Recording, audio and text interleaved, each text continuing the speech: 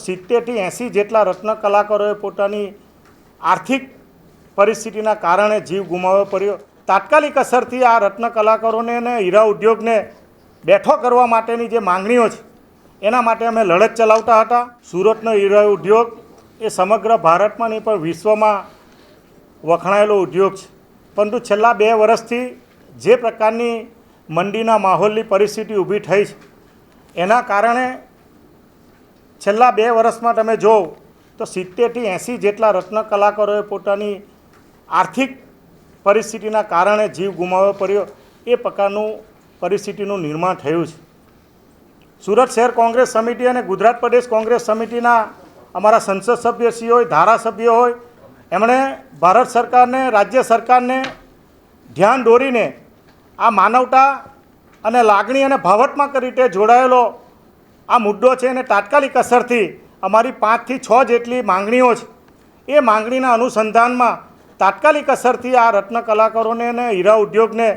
બેઠો કરવા માટેની જે માંગણીઓ છે એના માટે અમે લડત ચલાવતા હતા। સરકારશ્રીએ જે કમિટીનું ગઠન કર્યું છે એ કમિટીએ જે પ્રકારની ગંભીરતાથી રત્ન કલાકારોના હિતમાં કે હીરા ઉદ્યોગના હિતમાં કોઈ નિર્ણય કરવો જોઈએ એ નિર્ણય ન કરતા ફરીવાર અમો આપની વચ્ચે આવીને સરકારશ્રીનું ધ્યાન દોરીને આવનારા દિવસોમાં રચનાત્મક ધારાસભ્યશ્રી, સંસદ સભ્યશ્રીને રૂબરૂ મળીને આવેદનપત્ર આપીને અને એના પછી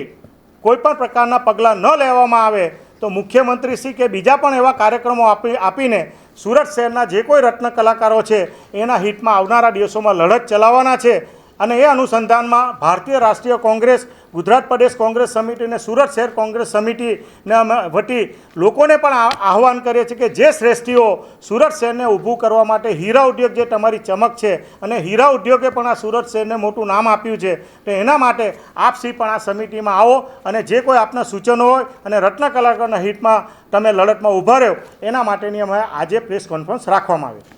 અમારી તમામ માહિતીથી અપડેટેડ રહેવા માટે જોડાયેલા રહો ત્રિશુલ ન્યૂઝ સાથે।